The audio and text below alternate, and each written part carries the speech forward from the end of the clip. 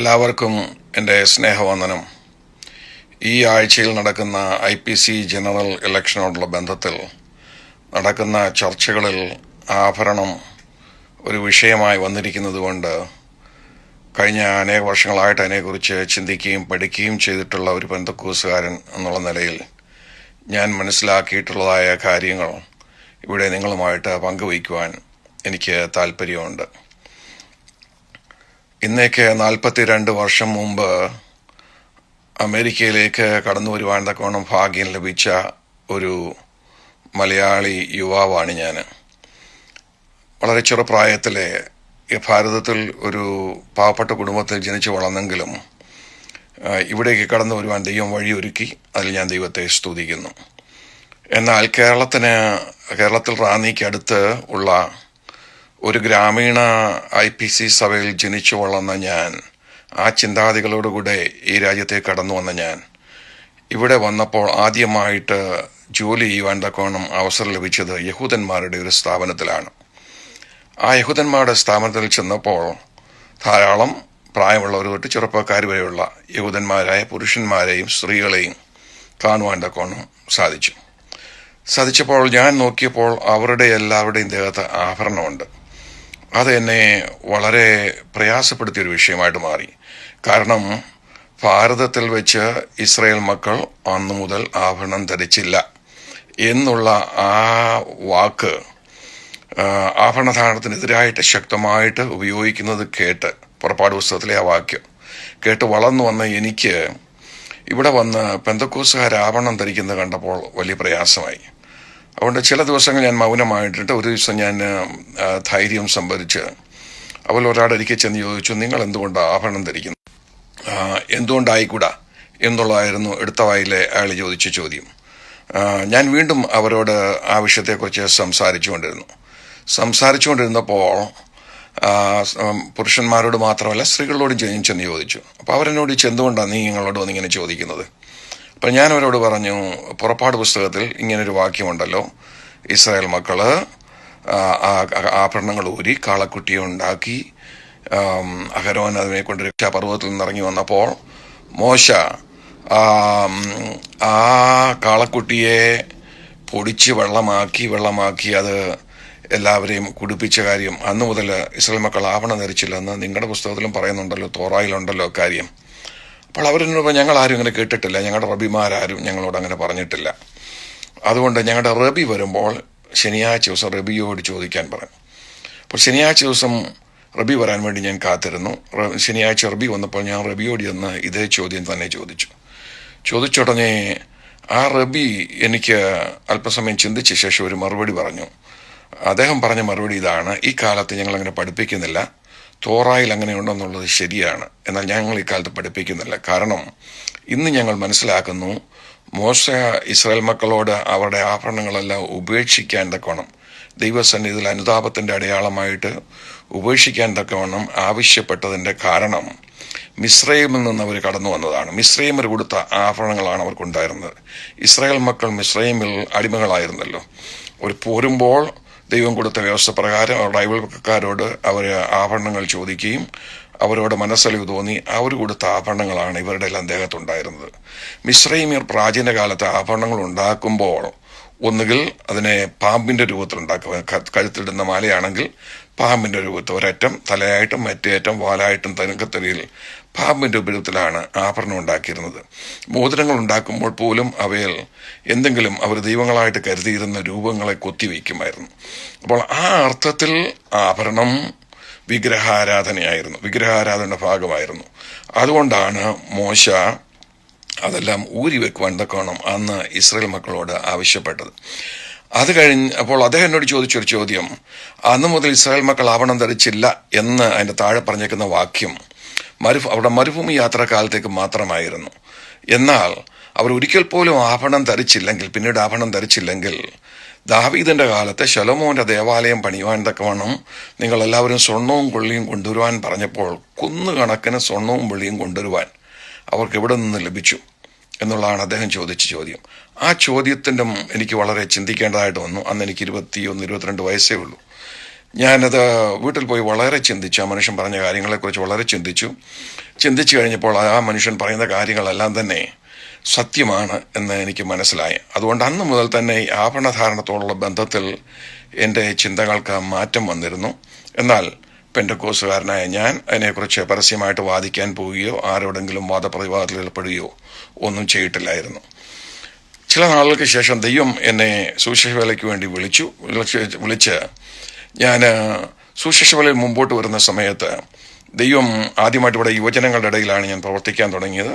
പെന്തക്കോസ് യുവജന സംഘടന PYFA, Pentecostal youth fellowship of America എന്ന് പറയുന്ന യുവജന സംഘടന ഉണ്ടാക്കുവാൻ തക്കവണ്ണം ദൈവം എന്നെ കരങ്ങളെടുത്ത് ഉപയോഗിച്ചു. അതുമൂലം ന്യൂയോർക്കിൽ മാത്രമല്ല അനേക പട്ടണങ്ങളിൽ പോയി പെന്തക്കോസ്റ്റ് യുവജനങ്ങളോട് സംസാരിക്കാനൊക്കെ ദൈവം അവസരങ്ങൾ ഒരുക്കി.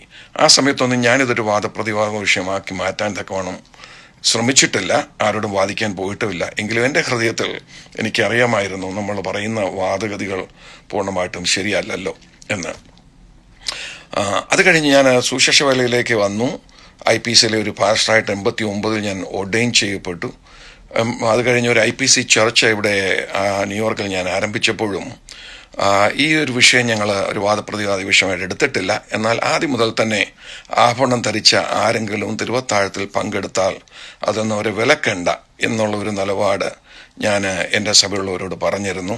കാരണം അത് തിരുവത്താഴം എടുക്കുന്ന ഒരു അടിസ്ഥാന ഘടകമായിട്ട് അതിരിക്കുന്നില്ല, ദൈവത്തിനും അതിലങ്ങനെ ഒരു പഠിപ്പിക്കുകയില്ല എന്ന് ഞാൻ പറഞ്ഞിരുന്നു. അതിനെക്കുറിച്ച് ഞാൻ അല്പം കൂടെ വിശദമായിട്ട് അല്പം കഴിയുമ്പോൾ പറയാം. എന്നാൽ ആ കാലത്ത് എൻ്റെ ജീവിതത്തിൽ ഉണ്ടായ ഒരു വ്യത്യാസം എന്ന് ചോദിച്ചാൽ, ഇവിടെ വന്ന എന്നേക്കാൾ അന്ന് എൻ്റെ അപ്പൻ്റെ സ്ഥാനത്ത് പ്രായമുണ്ടായിരുന്ന അനേക ദൈവദാസന്മാരുമായിട്ട് അടുത്തിടപഴകാനും അടുത്ത് സംസാരിക്കുവാനും അവരോടൊപ്പം പ്രവർത്തിക്കാനും എല്ലാം ദൈവം എനിക്ക് അവസരങ്ങളെ ആ നാളുകളിൽ തന്നു. അവരുമായിട്ടൊക്കെ ഞാൻ വ്യക്തിപരമായിട്ട് സംസാരിക്കുമ്പോൾ ഞാനൊരു കാര്യം മനസ്സിലാക്കി. അവരിൽ ചുരുക്കം ചിലർ ഭാരതത്തിൽ, കേരളത്തിൽ നമ്മളിന്ന് പഠിപ്പിക്കുന്ന പോലെ തന്നെ പെന്തക്കോസ്തുകാർ യാതൊരു കാരണവശാലും ആഭരണം ധരിക്കാൻ പാടില്ല. ആഭരണം എന്ന് പറയുന്നത് വിഗ്രഹാരാധനയുടെ ഭാഗമാണ് എന്ന് ശക്തമായിട്ട് പഠിപ്പിക്കുന്നവർ ഇവിടെ ഉണ്ടായിരുന്നു. എന്നാൽ ഭൂരിഭാഗം പേരും അങ്ങനെ ഒരു വിഷയത്തിൽ ശക്തമായ ഒരു പഠിപ്പിക്കുക ഇല്ലായിരുന്നു. അവർക്കെല്ലാം വ്യക്തമായിട്ട് അന്നേ അറിയാമായിരുന്നു ഇതൊരു ഉപദേശ വിഷയമായിട്ട് നമുക്ക് സ്ഥാപിക്കാൻ ഒക്കുന്നൊരു കാര്യമല്ല എന്നറിയാമായിരുന്നു എന്ന് ഞാൻ മനസ്സിലാക്കിയിരുന്നു. ആ സമയങ്ങളിൽ ഇവിടെ ഉണ്ടായിരുന്ന പാസ്റ്റർ EJ ഉമ്മൻ എന്ന് പറയുന്ന ഒരു ദൈവത്തിൻ്റെ ദാസൻ, ഇപ്പോൾ അദ്ദേഹം നിത്യത്തിൽ വിശ്രമിക്കുന്നു. ആ അപ്പച്ചന് എൻ്റെ മക്കളെല്ലാം അമേരിക്കയിലേക്ക് കുടിയേറി വന്നു. പലരും ഞങ്ങളുടെ ചർച്ചിലെ മെമ്പേഴ്സായിരുന്നു. ആ സമയത്ത് ആ അപ്പച്ചനുമായിട്ട് ഞാൻ പകൽ സമയങ്ങളിൽ എനിക്ക് ഫ്രീ ആയിട്ടുള്ള സമയത്ത് ഞാൻ പോയി പല കാര്യങ്ങൾ അദ്ദേഹത്തോട് സംസാരിക്കുമായിരുന്നു. അപ്പോൾ ഒരു ദിവസം ഞങ്ങളിങ്ങനെ സംസാരിക്കുമ്പോൾ ഞാൻ അപ്പച്ചനോട് ചോദിച്ചു, അപ്പച്ച, നമ്മുടെ സാറപ്പച്ചനൊക്കെ അമേരിക്കയിൽ വന്നപ്പോൾ അവർ കണ്ടിട്ടുള്ളതാണല്ലോ, അമേരിക്കയിലെ പെന്തക്കോസ്തുകാർ ആഭരണം ധരിക്കുന്ന ഒരു പാവമാണെന്ന് പഠിപ്പിക്കുന്നില്ല. അമേരിക്കൻ പെന്തക്കോസ്ത് സഭകളിൽ ആഭരണം ധരിക്കുന്നവരുണ്ട്, ഇന്ന് വേണ്ടവർക്ക് ധരിക്കാം. അപ്പോൾ ആ ഒരു നിലപാടോട് അദ്ദേഹം കണ്ടിട്ടും തിരിച്ച് കേരളത്തിൽ വന്ന് എന്തുകൊണ്ട് ആണ് ആഭരണം ധരിക്കുന്നത് തെറ്റാണ് എന്ന് പഠിപ്പിച്ച് എന്തുകൊണ്ടാണ് എന്ന് ഞാൻ ചോദിച്ചപ്പോൾ അദ്ദേഹം പറഞ്ഞ ഒരു മറുപടി, സനുമോനെ, ഒരിക്കൽ ഞാൻ ഈ കാര്യം, എന്നെ സനുമോൻ എന്നാണ് വിളിച്ചത്, സനുമോനെ ഞാനൊരു കാര്യം ഈ അപ്പച്ചനോട് ഒരിക്കൽ കാര്യം ചോദിച്ചു. അപ്പച്ചൻ അമേരിക്കയിലൊക്കെ പോയി കണ്ടു, അമേരിക്കയിൽ നിന്ന് വരുന്ന മിഷണറിമാരുടെ കയ്യിൽ വിവാഹമോതിരമൊക്കെ ഉണ്ട്. അപ്പോൾ അപ്പച്ചൻ ഇതൊക്കെ കണ്ടിട്ടുള്ളതാണല്ലോ, എന്നിട്ട് ഇന്ന് നമ്മൾ എന്തുകൊണ്ട് ആഭരണം ധരിക്കുന്നത് തെറ്റാണെന്ന് പഠിപ്പിക്കുന്നു എന്ന് ചോദിച്ചപ്പോൾ അദ്ദേഹം കൊടുത്ത മറുപടി, ഉണ്ണിക്കുഞ്ഞെ, ഈ പാഷീജമ്മനെ വീട്ടിൽ വിളിക്കുന്നവർ ഉണ്ണിക്കുഞ്ഞെന്നായിരുന്നു, ഉണ്ണിക്കുഞ്ഞെ, ബ്രദറുകാർ പോലും ഇന്ത്യയിൽ ആഭരണം ധരിക്കരുതെന്ന് പഠിപ്പിക്കുമ്പോൾ നമ്മൾ അതിനെക്കാട്ടിൽ പിന്നിലോട്ട് എങ്ങനെയാണ് പോകുന്നത് എന്നാണ് അദ്ദേഹം കൊടുത്ത മറുപടി എന്ന് ഈ അപ്പച്ചനോട് വ്യക്തമായിട്ട് പറഞ്ഞത് ഞാൻ ഇന്നും നല്ലവണ്ണം ഓർക്കുന്നു. അപ്പോൾ ആദ്യ സമയങ്ങളിൽ ആഭരണം ധരിക്കുന്നത് തെറ്റാണെന്നും ആഭരണം ധരിക്കുന്നത് വിഗ്രഹാരാധനയുടെ ഭാഗമാണെന്നും ആഭരണം ഉപേക്ഷിക്കണമെന്നും പഠിപ്പിച്ചിരുന്നു എന്നുള്ളത് ശരിയാണ്. എങ്കിൽ പോലും ക്രമേണ നമ്മുടെ പിതാക്കന്മാരെല്ലാവരും ആ കാര്യം മനസ്സിലാക്കിയിരുന്ന ഒരു ഉപദേശമല്ല, ഇത് ഉപദേശപരമായിട്ട് നമുക്ക് സ്ഥാപിക്കാൻ ഒക്കുന്ന ഒരു വിഷയമല്ല എന്ന് അവർ മനസ്സിലാക്കിയിരുന്നു. അതുപോലെ അന്ന് ഇവിടെ ന്യൂയോർക്കിലുണ്ടായിരുന്ന ഒരു ദൈവത്തിൻ്റെ ദാസൻ പാസ്റ്റർ KV കുര്യൻ, അദ്ദേഹമായിട്ട് അനേക വിഷയങ്ങൾ തിയോളജിക്കൽ നല്ലവണ്ണം വചനം അറിയാവുന്ന ഒരു ദൈവദാസനായിരുന്നു. അദ്ദേഹമായിട്ട് അനേക വിഷയങ്ങൾ, ബൈബിളിലെ വിഷയങ്ങൾ ചർച്ച ചെയ്യുമായിരുന്നു ഞാൻ മിനിസ്റ്ററിലേക്ക് വന്ന സമയങ്ങളിൽ. ആ സമയങ്ങളിൽ ഞാൻ അദ്ദേഹത്തോട് സംസാരിച്ചപ്പോൾ അദ്ദേഹം എന്നോട് പറഞ്ഞൊരു വിഷയം, പുതിയ നിയമത്തിൽ സണ്ണി, നമ്മളെ പുതിയ നിയമത്തിൽ നിന്ന് ഉദ്ധരിക്കുന്ന വാക്യം പത്രോസിന്റെ ലേഖനത്തിലെ വാക്യമാണ്, നിങ്ങളുടെ ആഭരണം പൊന്ന്, വെള്ളി, വിലയേറിയ വസ്ത്രം, അലങ്കരിച്ച മുടി, തുടങ്ങിയവയല്ല എന്ന് പറയുമല്ലോ. അതാണല്ലോ നമ്മൾ ഉപയോഗിക്കുന്ന വാക്യം. എന്നാൽ അതിൽ പൊന്ന് വെള്ളി മാത്രം നമ്മൾ ഉപയോഗിച്ചിട്ട് എന്തുകൊണ്ട് നമ്മൾ വിലയേറിയ വസ്ത്രത്തെക്കുറിച്ചും തലമുടി മിന്നുന്നതിനെക്കുറിച്ചും ആഡംബര ജീവിതത്തെക്കുറിച്ചും നമ്മൾ പറയുന്നില്ല എന്ന് അദ്ദേഹം എന്നോട് ചോദിച്ച് ഞാൻ ഇന്നും ഓർക്കുന്നു. അതുകൊണ്ട് ഇത് അപ്പോസ്തലനായ പത്രോസ് എളിയ ജീവിതത്തെക്കുറിച്ചാണ് പഠിപ്പിക്കുന്നത്, അല്ലാതെ ആഭരണം ധരിക്കുന്നത് പാപമാണെന്ന് പഠിപ്പിച്ചില്ല എന്ന് അദ്ദേഹം പറഞ്ഞ് ഞാൻ ഇപ്പോഴും ഓർക്കുന്നുണ്ട്. ഇനിയും ചരിത്രീയ പശ്ചാത്തലത്തിലേക്ക് ഇറങ്ങി ഞാൻ ഒന്ന് രണ്ട് കാര്യങ്ങൾ പറയട്ടെ. പഴയമത്തോടുള്ള ബന്ധത്തിൽ ഞാൻ പറഞ്ഞല്ലോ, ഇസ്രായേൽ മക്കളോട് പുറപ്പാട് പുസ്തകത്തിൽ വെച്ച് മോശ നിങ്ങളുടെ ആഭരണമെല്ലാം ഊരുവിൻ, ദൈവസഭയിൽ യഥാർത്ഥമായിട്ട് നിങ്ങൾ മനസ്താപപ്പെടുന്നെങ്കിൽ നിങ്ങളുടെ ആഭരണമെല്ലാം ഊരി വെക്കാൻ പറഞ്ഞതിൻ്റെ കാരണം ഞാൻ പറഞ്ഞു. മിസ്രൈമിൽ കൊടുത്ത ആഭരണങ്ങളാണ് അവർ ധരിച്ചിരുന്നത്. മിസ്രൈമി ആഭരണങ്ങളെല്ലാം അവരുടെ ദൈവങ്ങളെ പുകഴ്ത്തിക്കൊണ്ട് ദൈവങ്ങളെ രൂപങ്ങളെ കൊത്തിവെച്ച ആഭരണങ്ങളോ അല്ലെങ്കിൽ കഴുത്തിടുന്ന മാലകളാണെങ്കിൽ പാമ്പിൻ്റെ രൂപത്തിലുള്ള മാലകളോ ആയിരുന്നു. ഒരറ്റം തലയും ഒരറ്റം വാലുമായിട്ട് വരുന്ന രൂപത്തിലാണ് അവർ മാലയുണ്ടാക്കിയിരുന്നത്. അതുകൊണ്ടൊക്കെയാണ് അവരത് ഊരി വെക്കണമെന്ന് മോശ പറഞ്ഞത് ഞാൻ പറഞ്ഞു. പിന്നീട് പഴയതും നമ്മൾ പഠിക്കുമ്പോൾ പലയിടങ്ങളിൽ വെച്ചും ആഭരണത്തിനെതിരായിട്ടുള്ള പ്രസ്താവന നമ്മൾ കാണുന്നുണ്ട്. പ്രത്യേകിച്ചും പ്രവചന പുസ്തകങ്ങൾ നമ്മൾ കാണുന്നുണ്ട്. അതെല്ലാം ഇസ്രായേൽ മക്കളുടെ ധിക്കാരത്തിനെതിരായിട്ടും ഇസ്രായേൽ മക്കളുടെ ആഡംബര ജീവിതത്തിനെതിരായിട്ടും ഇസ്രായേൽ മക്കൾ ദൈവത്തിൽ നകന്നു പോകുന്നതിനെതിരായിട്ടുള്ള സംസാരമാണ് എന്ന് നമുക്ക് കാണുവാൻ തക്കവണ്ണം കഴിയും. അപ്പോൾ അവർ ആഭരണം ഊരി വെക്കാൻ അവരോട് പറഞ്ഞതെല്ലാം അവരുടെ മനസ്താപത്തിന്റെ ഭാഗമായിട്ടാണ്, അല്ലെങ്കിൽ അവരുടെ അനുതാപ കാലത്തിന്റെ ഭാഗമായിട്ടാണ് ആഭരണം ഊരി വെക്കാൻ പറഞ്ഞത് എന്ന് നമുക്ക് കാണാം. അല്ലാതെ ആഭരണം എന്നേക്കുമായിട്ട് ഉപേക്ഷിക്കണമെന്നുള്ളൊരു പഠിപ്പിക്കുക പഴയനിയമത്തിലെങ്ങും ഇല്ല. ഇനി നമ്മൾ പുതിയ നിയമത്തിലേക്ക് കടന്നു വരുമ്പോൾ നമ്മൾ 3 കാര്യങ്ങൾ ഞാനിവിടെ വളരെ വേഗത്തിൽ കാണിക്കാൻ ആഗ്രഹിക്കുന്നു. ഒന്ന്, സ്നാനവും ആഭരണവുമായിട്ട് എന്തെങ്കിലും ബന്ധമുണ്ടോ? കേരളത്തിലെ പെന്തക്കോസ്തുകാർ പാരമ്പര്യമായിട്ട് പഠിപ്പിച്ചിരുന്നത് ആഭരണം ഊരി വെച്ചെങ്കിൽ മാത്രമേ സ്നാനപ്പെടുത്തുകയുള്ളൂ ആയിരുന്നല്ലോ. അതിന് ചരിത്രപരമായിട്ടോ ബൈബിളുമായിട്ടോ എന്തെങ്കിലും ബന്ധമുണ്ടോ എന്ന് ചോദിച്ചാൽ ഉണ്ട് എന്നുള്ളതാണ് സത്യം. കാരണം ചില നാളുകൾക്ക് മുമ്പ് നിങ്ങൾ എന്തിന് സ്നാനപ്പെടണം എന്ന് ഉള്ള തലക്കെട്ടോടുകൂടെ ഞാനൊരു ബുക്ക്ലെറ്റ് എഴുതി. ആ ബുക്ക്ലെറ്റിൻ്റെ ഒരു കോപ്പി നിങ്ങളെ കാണിക്കാൻ ഞാൻ ഇവിടെ വെച്ചിട്ടുണ്ടായിരുന്നു. അത് ഞാനിവിടെ ഫ്രീ ആയിട്ട് ആൾ കൊടുക്കുന്നൊരു ബുക്ക്ലെറ്റാണ്. ആ ബുക്ക്ലെറ്റ് എഴുതാൻ വേണ്ടി ഞാൻ സ്നാനം എന്ന വിഷയത്തെക്കുറിച്ച് ദീർഘമായിട്ട് പഠിച്ചപ്പോൾ മനസ്സിലാക്കിയ ഒരു സംഗതി, അനേകം നൂറ്റാണ്ടുകളിലേക്ക് സ്നാനപ്പെടുന്ന വ്യക്തികൾ ആഭരണം ഊരി വെക്കണം എന്ന് തന്നെയായിരുന്നു സഭയുടെ പഠിപ്പീര്. അത് ആഭരണം ഊരാൻ വേണ്ടി ഉള്ള പഠിപ്പിക്കല്ലായിരുന്നു. പിന്നെയോ യഥാർത്ഥ അനുതാപത്തിലേക്ക് വന്ന് അവർ യഥാർത്ഥമായിട്ടും ചിന്തിച്ച് തീരുമാനമെടുത്ത് ക്രിസ്തുവിനെ പിൻപറ്റുവാൻ തക്കവണ്ണമുള്ള താല്പര്യത്തോടുകൂടെ ക്രിസ്തുവിനെ പിൻപറ്റുവാൻ തക്കവണ്ണമുള്ള ഉറപ്പോടുകൂടെയാണ് അവർ സ്നാനജലത്തിലേക്ക് ഇറങ്ങുന്നത് എന്ന് ഉറപ്പുവരുത്താൻ വേണ്ടിയായിരുന്നു. അനേക ദൈവദാസന്മാരെ കുറിച്ച് ഞാൻ വായിച്ചത്, അവർ സ്നാനപ്പെടുന്നതിന് മുമ്പേ സ്നാനപ്പെടുത്തുന്ന ആളും സ്നാനപ്പെടുന്ന വ്യക്തികളും സ്നാന ശുശ്രൂഷയ്ക്ക് മുമ്പ് ദിവസങ്ങൾ ഉപവാസത്തിൽ സമയങ്ങൾ ചെലവഴിക്കുകയായിരുന്നു. ആ ദിവസങ്ങളിൽ അവർ പൂർണ്ണമായിട്ടും തങ്ങളെ തന്നെ ദൈവസന്നിധിയിൽ നിന്ന് പരിശോധിച്ച് തങ്ങളുടെ ജീവിതത്തിലുള്ള സകല പാപങ്ങളെയും ഏറ്റുപറഞ്ഞ് അനുതാപ ഹൃദയത്തോടുകൂടിയാണ് സ്നാനജലത്തിലേക്ക് വന്നിരുന്നത്. ആ സമയത്ത് അതിൻ്റെ ഭാഗമായിട്ട് അവർ ആഭരണം ഊരി വെക്കുമായിരുന്നു. ഇന്നും ലോകത്തിലെ അനേക കൾച്ചറുകളിൽ അതുണ്ട്. സ്നാന സമയത്ത് സ്നാനപ്പെടുന്നതിന് മുമ്പായിട്ട് സ്നാനാർത്ഥികൾ ആഭരണങ്ങൾ ഊരി വെക്കുന്ന രീതികളുണ്ട്. അപ്പോൾ എന്നാൽ അത് പിന്നീട് ധരിക്കുന്നതിൽ നിന്നും സഭകൾ അവരെ വിലക്കുന്നില്ല. സ്നാനപ്പെട്ട ശേഷം അവർ മടങ്ങി വന്നതിന് ശേഷം അവർ ദിവസം മുമ്പോട്ട് പോകുമ്പോൾ ആഭരണങ്ങൾ തുടർന്നും അവർ ധരിക്കുന്നുമുണ്ട്. ഇതാണ് സ്നാനത്തോടുള്ള ബന്ധത്തിൽ ചാരിത്രികമായിട്ട് ക്രൈസ്തവ സഭയിൽ നമ്മൾ കണ്ടത്. എന്നാൽ അനാബാപ്റ്റിസ്റ്റുകളുടെ കാലം തൊട്ട് ഇങ്ങോട്ട് ആഭരണത്തിന് വിരുദ്ധമായി യഥാർത്ഥമായ ഒരു ദൈവവേദന, യഥാർത്ഥമായി ലോകത്തോട് വേർപെട്ട ഒരു ദൈവവേദന ആഭരണം ധരിക്കാൻ്റെ ആവശ്യമില്ല. അതും ഒരു ലളിയ ജീവിതത്തിൻ്റെ ഭാഗമായിട്ടാണ് അവർ പഠിപ്പിച്ചത് എന്നുള്ള കാര്യം നമ്മൾ മനസ്സിലാക്കണം. അത് ബാപ്റ്റിസ്റ്റുകളിൽ നിന്നും പിന്നീട് അത് ഹോളിനെസ് ഗ്രൂപ്പുകാർ അത് ഏറ്റെടുത്തു.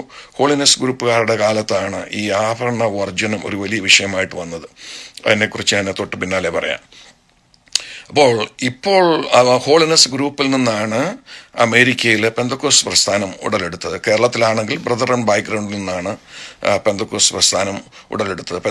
ബ്രദർ ആൻഡ് ബാക്ക്ഗ്രൗണ്ടുകാരുടെ മുൻഗാമികൾ എന്ന് പറയുന്നത് അനാബാപ്റ്റിസ്റ്റുകളായിരുന്നു. അപ്പോൾ അനാബാപ്റ്റിസ്റ്റുകളുടെ കാലം തൊട്ട് തുടങ്ങിയ ആഭരണവർജനം എന്ന വിഷയമാണ് പിന്നീട് അത് ബ്രദർ സഭ കേരളത്തിലെ പെന്തക്കോസ് സഭകളിലേക്കും കടന്നു വന്നത്.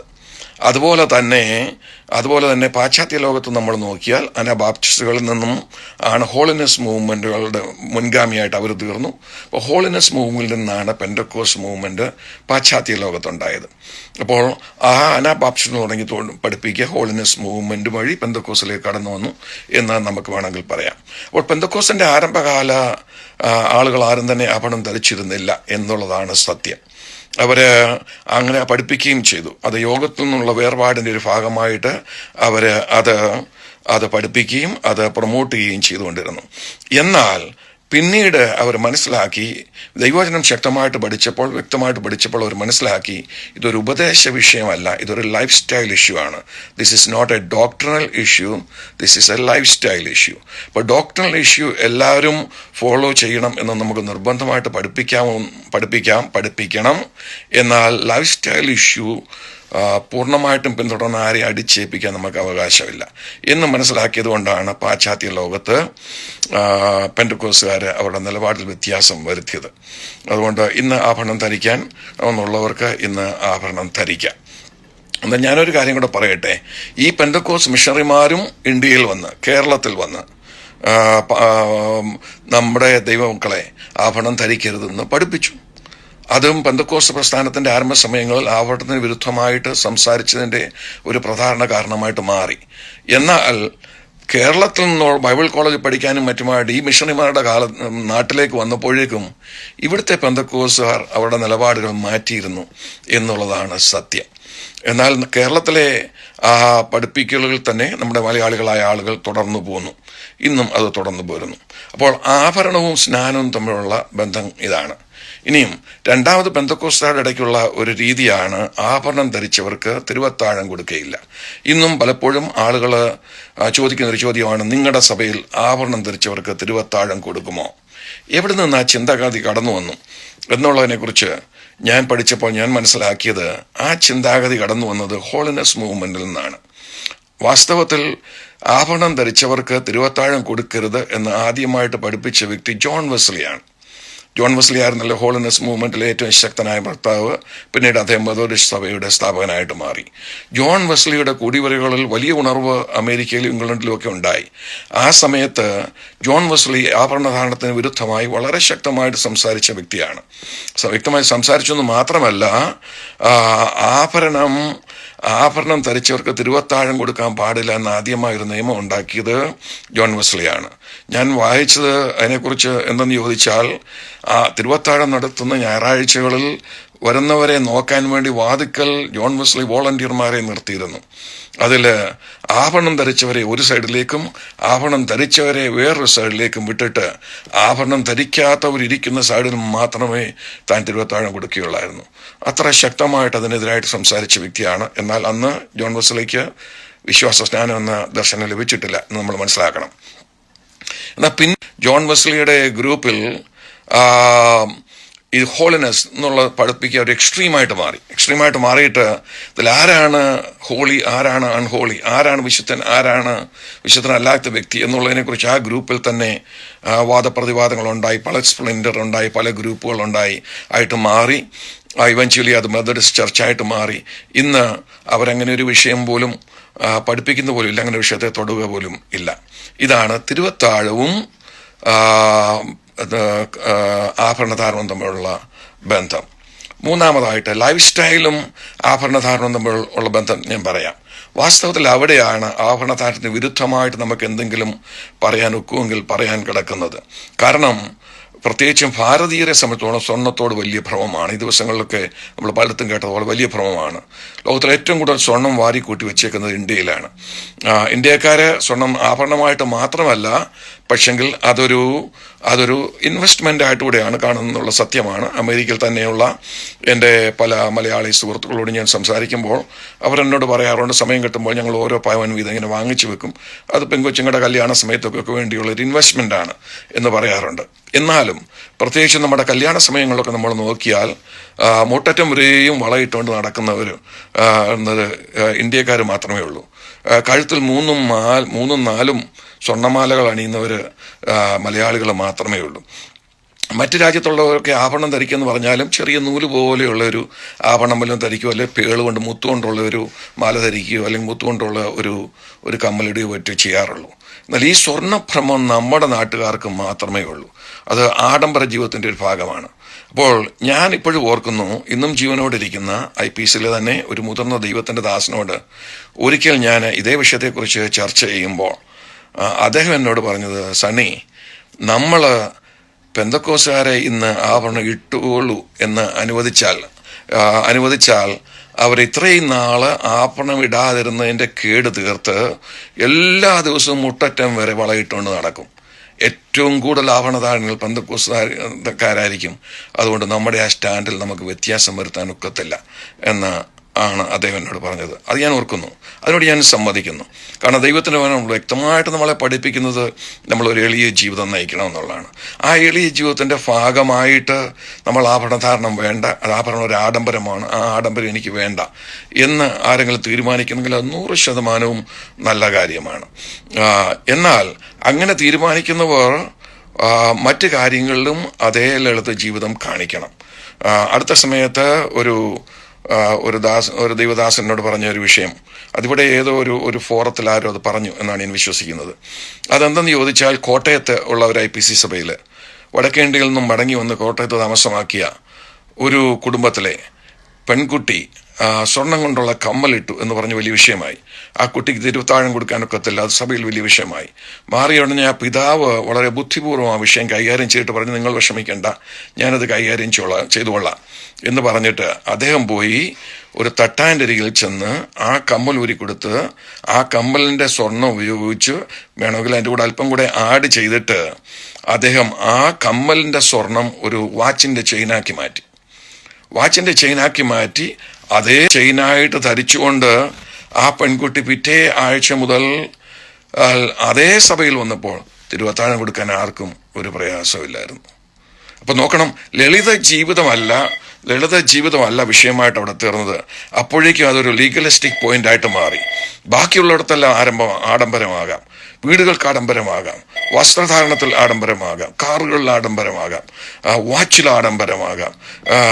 എന്നാൽ അതൊന്നും തെറ്റല്ല. ഈ കാതിലൊരു കമ്മലോ കഴുത്തിലൊരു ചെറിയ ചെയിനോ ഉണ്ടെങ്കിൽ അതും മാത്രം ആഡംബരമാണ് അല്ലെങ്കിൽ എന്നുള്ളൊരു ചിന്ത വന്നു. അത് വരാൻ കാരണം എന്തെന്ന് ചോദിച്ചാൽ വിഗ്രഹാരാധന എന്നുള്ള വിഷയം കൊണ്ടാണ്. പക്ഷെ ഞാൻ വ്യക്തമായിട്ട് പറഞ്ഞല്ലോ, ഇന്ന് നമ്മുടെ ജനങ്ങൾ ധരിക്കുന്ന രീതിയിലുള്ള ഒരു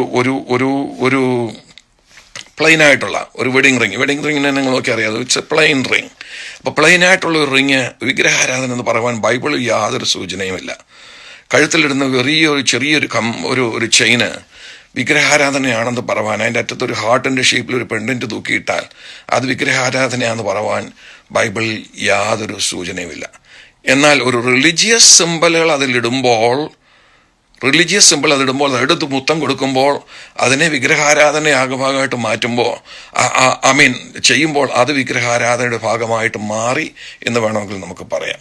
അതുകൊണ്ട് ഈ വിഷയം വളരെ ബുദ്ധിപൂർവ്വം നമ്മൾ കൈകാര്യം ചെയ്യേണ്ട ഒരു വിഷയമാണ്. ഇതൊരു ഉപദേശ വിഷയമല്ല, ഇതൊരു ലൈഫ് സ്റ്റൈൽ ഇഷ്യൂ ആണ്. ലൈഫ് സ്റ്റൈൽ ഇഷ്യൂ ആയതുകൊണ്ട് ഇത് ആരുടെയും മേൽ പിടിച്ചേൽപ്പിക്കാൻ നമുക്ക് അവകാശമില്ല. കേരളം വിട്ടുകഴിഞ്ഞാൽ IPCയിൽ തന്നെ വടക്കേ ഇന്ത്യയിലെ സഭകളിലെല്ലാം ആഭരണം ഇട്ടവർക്കാണ് നമ്മൾ തിരുവത്താഴം കൊടുക്കുന്നത്. കാരണം ഞാൻ പറഞ്ഞല്ലോ, മനസ്താപത്തിൻ്റെ സമയത്താണ് ആഭരണം ഊരിവെക്കുന്നത്. അനേക കൾച്ചറുകളിലും വടക്കേ ഇന്ത്യയിലെ പല കക്ഷികളിലും ആഭരണം ഊരിവെക്കുന്നത്, സ്ത്രീകൾ ആഭരണം ഊരിവെക്കുന്ന ഒരു വിധവമാരായി തീരുമ്പോഴാണ്. അപ്പോൾ ആഭരണം ധരിക്കാത്ത ഒരാൾ സഭയിൽ വന്നാൽ അതിൻ്റെ അർത്ഥം അവർ വിധവയാണെന്നാണ്. ഒറ്റ നോട്ടത്തിന് വിധവയെ നമുക്ക് കണ്ടെത്താം. അപ്പോൾ അതുകൊണ്ട് അവിടെ നിന്ന് ആഭരണം ഊരി വെക്കണമെന്ന് പറയാൻ പോലും സാധ്യമല്ല. ഒരു കാര്യം കൂടെ പറഞ്ഞിട്ട് ഞാൻ നിർത്താൻ, സമയം മുമ്പോട്ട് പോകുന്നല്ലോ. അമേരിക്കയിലുള്ള എൻ്റെ തലമുറയിൽപ്പെട്ട പെന്തക്കോസ്തുകാരും എന്നെക്കാട്ടിൽ ഇളയ തലമുറയിൽപ്പെട്ട പെന്തക്കോസ്തുകാരും നാട്ടിൽ നിന്നും ഒരു ഭൂരിഭാഗം പേരും ഇന്നും ആഭരണം ധരിക്കുന്നില്ല. നാട്ടുപിതാക്കന്മാർ പഠിപ്പിച്ച പഠിപ്പിക്കൽ തന്നെ മുമ്പോട്ട് പോകുന്നു. എന്നാൽ ഇവിടെ വളർന്നു വരുന്ന കുഞ്ഞുങ്ങൾക്ക് വലിയൊരു വിഷയമുണ്ട്. കാരണം അവർ കാണുന്ന പെന്തക്കോസ്തുകാരായ അമേരിക്കൻ പെന്തക്കോസ് ചർച്ചുകളിൽ പോകുന്ന ആളുകളെല്ലാം ആഭരണം ധരിക്കുന്നുണ്ട്. അതിനെക്കാട്ടും വലിയൊരു വിഷയമായിട്ട് അവർക്ക് മാറിയത് ജോയ്സ് മായർ ഒരു ടെലിവിഷനിൽ വരാൻ തുടങ്ങിയപ്പോഴാണ്. ഭാരതത്തിലുള്ളവരും കേരളത്തിലുള്ളവരും സ്നേഹിക്കുകയും വാച്ച് ചെയ്യുകയും ചെയ്യുന്ന ഒരാളാണല്ലോ ജോയ്സ് മായർ. അപ്പോൾ ജോയ്സ് മായർ ഒരു പെന്തക്കോസ് വനിതയാണെന്ന് സമ്മതിച്ചുകൊണ്ട് അവർ ടെലിവിഷനിൽ വന്ന് പ്രസംഗിക്കാൻ തുടങ്ങിയപ്പോൾ ഇവിടെ അമേരിക്കയിൽ വളർന്നു വരുന്ന കുഞ്ഞുങ്ങൾ ശ്രദ്ധിച്ചൊരു സംഗതി എന്താണെന്ന് ചോദിച്ചാൽ, അവർ നീല ഡ്രസ്സ് ഇടുകയാണെങ്കിൽ നീല കമ്മല്, നീലമാല, പച്ച ഡ്രസ്സ് ഇടുകയാണെങ്കിൽ പച്ചക്കമ്മല്, പച്ചമാല, ഒരു ദിവസം സ്വർണ്ണമാല ഇടുന്നു, ഒരു ദിവസം മുത്തുമാല ഇടുന്നു, ഒരു ദിവസം വർജ്ജമാല ഇടുന്നു. ഇങ്ങനെ ഇട്ടുകൊണ്ട് വരുന്ന ഈ സ്ത്രീയെ സ്വീകരിക്കാൻ നമ്മൾക്ക് ആർക്കും പ്രയാസമില്ല. അപ്പോൾ അന്ന് കുഞ്ഞുങ്ങളെല്ലാം ചോദിച്ചൊരു ചോദ്യം, എന്തുകൊണ്ട് ഈ സ്ത്രീയെ പെന്തക്കോസ്തുകാരിയായ ഈ സ്ത്രീയെ ഇത്രയും ആഭരണങ്ങൾ മാറി മാറി ഇട്ടുകൊണ്ട് ടെലിവിഷനിൽ വന്ന് പ്രസംഗിച്ചിട്ട് നല്ല പ്രസംഗം അവരെ നന്നായി ദൈവം ഉപയോഗിക്കുന്നു പറഞ്ഞ് നമ്മളവരെ എൻകറേജ് ചെയ്യുകയും അവരെക്കുറിച്ച് പോസിറ്റീവായിട്ട് സംസാരിക്കുകയും ചെയ്തിട്ട് മലയാളി പെന്തക്കോസ് ചർച്ചിലെ ഒരു കുഞ്ഞ് ഒരു വിവാഹമോചനം ഇട്ടാൽ അവനെ സഭയിൽ നിന്ന് പുറത്താക്കാൻ പോലും എന്തുകൊണ്ട് നമ്മൾ തയ്യാറാകുന്നു? അത് വലിയൊരു വിഷയമായിട്ട് മാറി. അതാണ് ഇളം തലമുറയുടെ ചിന്താഗതിയിൽ വലിയ മാറ്റം വരുത്തിയ വിഷയം. ഏറ്റവും കൂടുതൽ മാറ്റം വരുത്തിയ വ്യക്തി ജോയ്സ് മായർ ആണ് എന്ന് പറയാൻ എനിക്ക് യാതൊരു മടിയുമില്ല. ഇനിയും ഒരു കാര്യം കൂടെ പറഞ്ഞിട്ട് ഞാൻ നിർത്താം. എളിയ ജീവിതത്തിൻ്റെ ഭാഗമായിട്ട് നമ്മൾ ആഭരണം മാറ്റി വെക്കുന്നെങ്കിൽ യാതൊരു തെറ്റുമില്ല. നിങ്ങൾക്ക് അത്ഭുതപ്പെടുന്ന ഒരു കാര്യം ഞാൻ പറയാം. ഇന്നും ആഭരണം ധരിക്കാത്ത പെന്തക്കോസ്തുകാരും അമേരിക്കയിലുണ്ട്. 2 വർഷങ്ങൾക്ക് മുമ്പ് ഞാൻ ശുശ്രൂഷിക്കുന്ന എൻ്റെ സഭയിലേക്ക് വെള്ളക്കാരനായ ഒരു ദൈവദാസനെ മറ്റൊരാൾ റെക്കമെൻഡ് ചെയ്തതനുസരിച്ച് ഞങ്ങൾ ക്ഷണിക്കുകയുണ്ടായി. അദ്ദേഹം വന്നപ്പോൾ ഞാൻ ശ്രദ്ധിച്ചു, അദ്ദേഹത്തിൻ്റെ കയ്യിൽ വിവാഹമോതിരമില്ല, അദ്ദേഹത്തിൻ്റെ ഭാര്യയുടെ കയ്യിൽ വിവാഹമോതിരമില്ല, ഭാര്യ ആഭരണം ധരിച്ചിട്ടില്ല. അപ്പോൾ ആദ്യത്തെ ദിവസത്തെ മീറ്റിംഗ് കഴിഞ്ഞ് ഞങ്ങളിങ്ങനെ ഡിന്നർ കഴിക്കുമ്പോൾ ഞാൻ ആ ദൈവത്തിൻ്റെ ദാസനോട് ചോദിച്ചു, ആഭരണം ധരിക്കാത്ത പെന്തക്കോസ്തുകാർ ഇന്നും അമേരിക്കയിലുണ്ടോ? നിങ്ങളെ കണ്ടിട്ട് എനിക്ക് വലിയ അത്ഭുതം തോന്നുന്നല്ലോ, അങ്ങനെയുള്ളവരെയല്ലല്ലോ ഞങ്ങൾ സാധാരണ ടെലിവിഷനും മറ്റും കാണാറുള്ളത് എന്ന് പറഞ്ഞപ്പോൾ അദ്ദേഹം എന്നോട് പറഞ്ഞത്, ഉണ്ട് പാസ്റ്ററെ, ഇന്നും ഉണ്ട്. അദ്ദേഹം എന്നിട്ട് തന്നെ ഒരു കോൺഫറൻസിന് ക്ഷണിച്ചു. ഞാൻ പോകാൻ എനിക്ക് സാധിച്ചില്ല. അദ്ദേഹം എന്നോട് പറഞ്ഞു, 100-ലധികം സഭകൾ ഇങ്ങനെയുള്ള ഇതേ ഉപദേശത്തിനെ പിടിച്ചു നിൽക്കുന്നവർ വെള്ളക്കാരുടെ ഇടയിൽ തന്നെ ഉണ്ട്. ഞങ്ങൾക്ക് വർഷത്തിലൊരിക്കൽ കോൺഫറൻസ് ടെന്നസിയിൽ വെച്ചുണ്ട്. അത്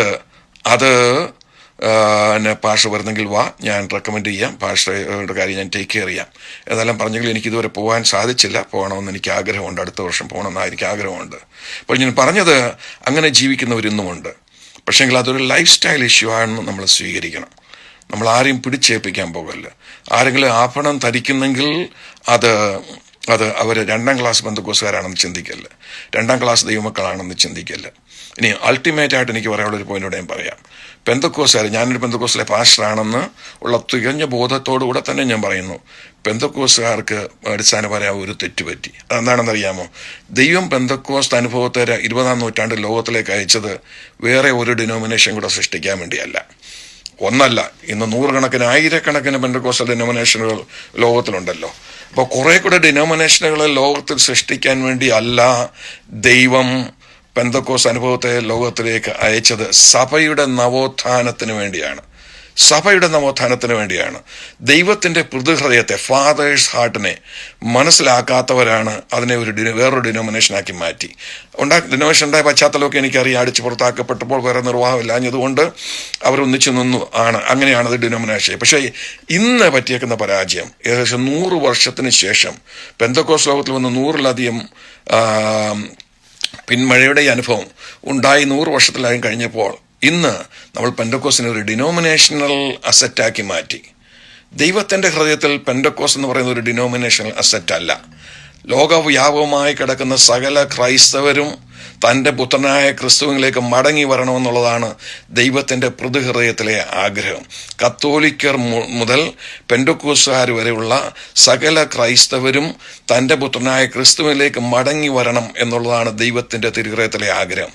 അവരെ മടക്കി കൊണ്ടുവരാൻ വേണ്ടിയാണ് സകല സത്യത്തിലേക്ക് നമ്മളെ വഴി നടത്താൻ തക്കവണ്ണം ദൈവം തമ്പുരാൻ അയച്ചു തന്ന ത്രിത്വത്തിൽ മൂന്നാമനായ പരിശുദ്ധാത്മാവിൻ്റെ കവിഞ്ഞൊഴുക്ക് 20-ാം നൂറ്റാണ്ടിൽ ദൈവം ലോകത്തിലേക്ക് വീണ്ടും മടക്കി അയച്ചത്.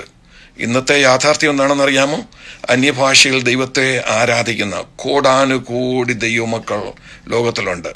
അവൽ 20% മാത്രമേ പെന്തക്കോസ്തുകാരുള്ളൂ.